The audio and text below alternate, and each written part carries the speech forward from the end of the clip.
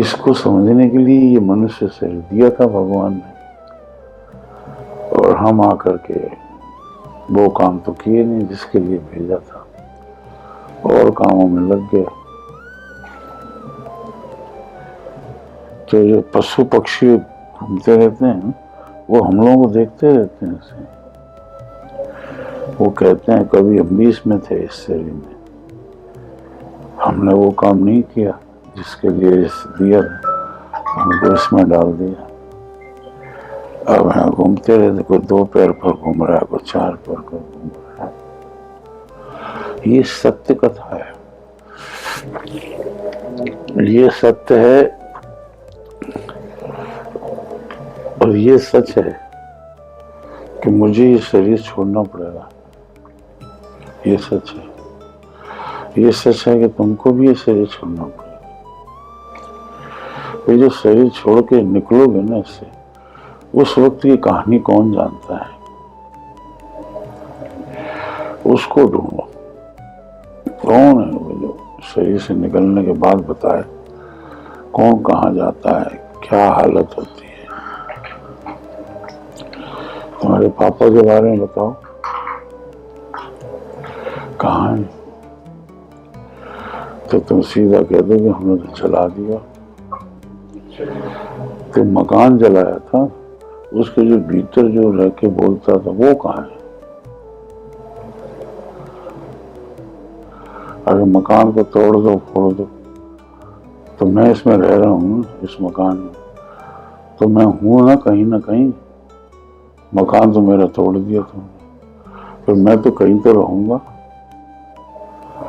ऐसे सोचो कि तुम्हारे पापा कहाँ हैं।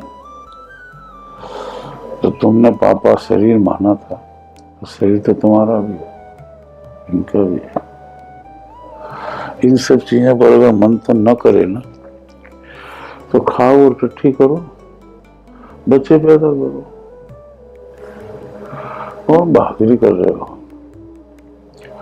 खूब कमा रहे हो, रोटी तो 2 या 3 ही खा रहे हो,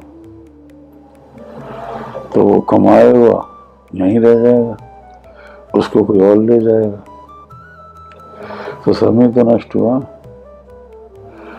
अब ये बातें जब सुनते हो तो तुम्हें मैं पागल लगता हूँ, मुझे तुम पागल लगते हो,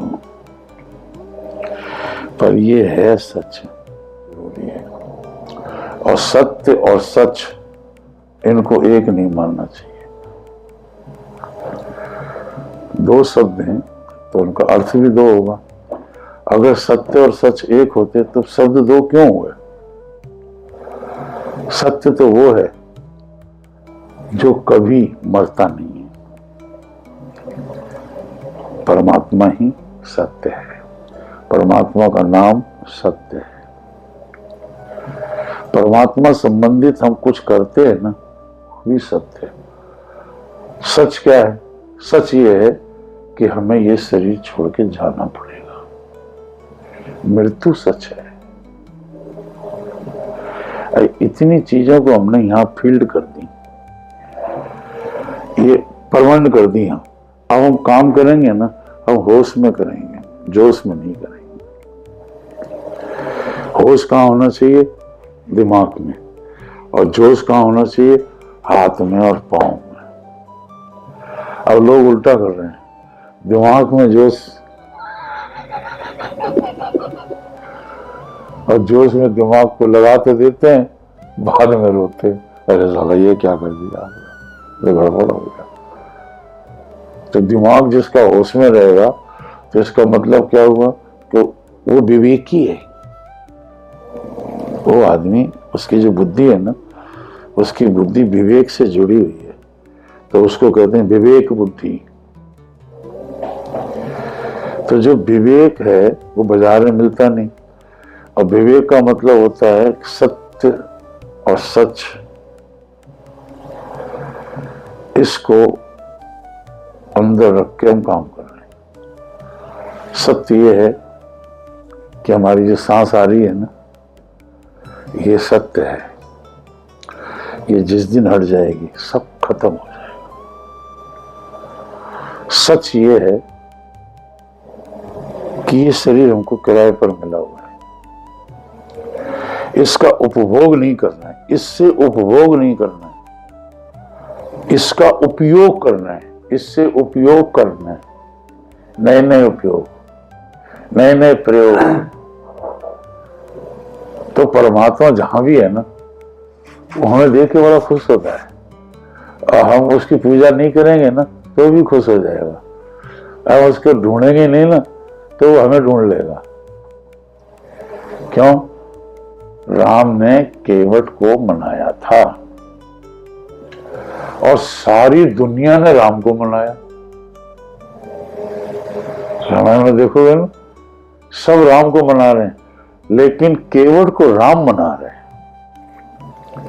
इसका मतलब केवट कोई विशेष चीज है। तो ज्ञान दृष्टि द्वारा जब देखा ना भीतर, तो केवट नाम निकला कर्तव्य। कर्तव्य केवट है। कर्तव्यवान प्राणी जहां भी रहता है उसके पास नियम होता है। कर्तव्य हमेशा नियम से जोड़ेगा। तुम अगर कर्तव्य में सही जा रहे हो ना, तो तुम्हारे नियम जो होंगे ना वो तुमसे जुड़े रहेंगे। तो नियम कौन है? नौका। अब नौका तो नौका होगी, कर्तव्य केवट भी है, नियम नौका भी है, तो वो चप्पू भी तो होगा ना। चप्पू नाम है चित्त का। चित्त ज्ञान और वैराग्य से जोड़ करके भवसागर से परिस्थिति रूपी नदियां, परिस्थिति रूपी गंगा उससे पार ले जाएगा। तो राम जब गए थे तो परिस्थितियां बहुत थी, लेकिन जब आए थे ना तो परिस्थितियां सुलझ गई, फिर राम राज्य हो गया। तो जाते समय गंगा परिस्थिति थी और आते समय गंगा वरदायिनी हो गई। हर चीज को जो हम बाहर देख रहे हैं ना, उसको हमने दिमाग से जोड़े तो हमारा एक एक मिनट है ना उसकी तिजोरी में जाएगा। यानी हम उसको समय दे रहे हैं। तो जो हमारे ऊपर मुसीबत आएगी ना, तो भगवान हमें समय देगा।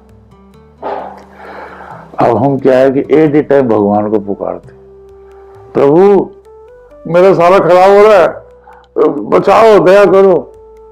वो नहीं आते हैं। क्यों? उन्होंने कहा भाई तुमने हमको तो समय दिया नहीं था, तुमने जहां तुम्हारा मोह ममता था ना वहां समय दिया था, जाओ उनके पास जाओ। तो जिनके लिए तुमने समय दिया वो मुसीबत में जवाब दे देते हैं।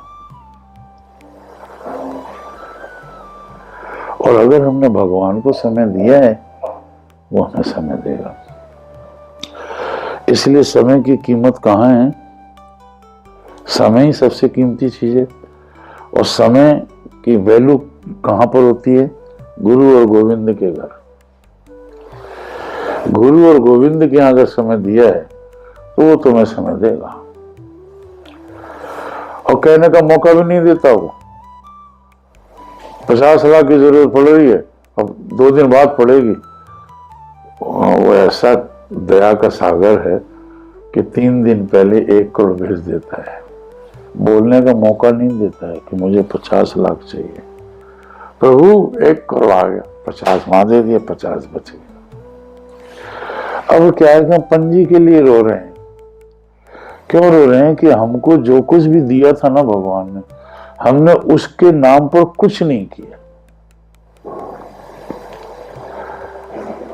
पैसा कीमती, तुम जितना सामान लाए हो ना, इस सामान की इसके यहां वैल्यू नहीं है, क्योंकि वो ही तो दे रहा है। तुम्हें किसने दिया? उसने दिया। गाड़ी किसने दी? उसने दी। पैसे किसने दिए? उसने दिए। तो उसकी चीज और उसको दिखा रहे हो, वो कहेगा अच्छा साला पागल है। लेकिन हम उसके लिए अपना समय दे रहे हैं। तो हम उसको समय दे रहे हैं ना, वो फिर हमारे लिए समय देने आएगा। और जब भी ख्याल करेंगे ना तब भी आएगा। और समय से कीमती कोई तुम्हें चीज नजर आ रही है तो बताओ। तुम कहो पैसा कीमती है, और तुम्हारी श्वास का समय जा रहा है, पैसा क्या करेगा? तुमको बेटा कीमती है और तुम्हारा रखवा मार गया है, थोड़ा काम करने का समय खत्म हो गया, बेटा क्या करेगा? इसलिए सबसे कीमती चीज है समय, और समय का अगर हम सदुपयोग कर रहे हैं तो भगवान हमारे पास खुद आएंगे। केवट नहीं आया था भगवान के पास, भगवान आए थे। कर्तव्य परायण व्यक्ति के पास वो मालिक खुद आता है, क्योंकि उसको कर्तव्य परायण व्यक्ति की जरूरत है। और केवट को बुला रहे हैं, आ नहीं रहा है। राम जी कह रहे हैं आ, वो मैं नहीं आता। एक सिर्फ वही है रामायण में, तो राम बुला रहे हो गए मैं नहीं आता। तो कर्तव्य परायण व्यक्ति दुनिया में कहीं होगा ना, वो मंदिर नहीं जाएगा, टाइम ही नहीं है, टाइम है। और अगर टाइम है तो कर्तव्य से गिरा हुआ है, कर्तव्य का चोर है। कर्तव्य परायण व्यक्ति के पास टाइम टेबल होगा, टाइम टेबल बना हुआ इसका कि मैं इतने बजे जगूंगा, जगते ये करूंगा, इतने से ये करूंगा, इतने से ये करूंगा, इतने से ये करूंगा, इतने से ये करूंगा, इतने से ये करूंगा, इतने से ये करूंगा, फिर मेरा सोने का टाइम आ गया, मैं सो गया। ऐसे व्यक्ति मेरे को मिलते हैं, वो मुझसे पूछते हैं गुरुदेव आज वार कौन सा है? मैं कहती यार अफसर आ गई है, तुझे वार का भी नहीं पता है क्या? गुरुदेव मैंने एक एक मिनट अपना जो है ना समय से जोड़ रखा है। तो मैं उसको सलाम करता हूँ, मैं उसके घर खुद जाता हूँ, बिन बुलाए जाता हूँ, उसके घर में जाके बना के खा लेता हूँ, क्यों वो तो अपने टाइम टेबल से चल रहे हैं। बाद में वो आते हैं, अरे के महाराज जी, मैं मेरा घर था, मेरा सामान था, मुझे भूख लगी थी, मैंने बना लिया, मैंने खा लिया। उनके गिला शिकवा कुछ नहीं है, क्योंकि वो अपने को टाइम टेबल से जोड़ रखे, समय से जोड़ रखे। अब इन सब चीजों को अगर मैं पशुओं को सुनाऊंगा तो ये बातें उनके काम की नहीं है।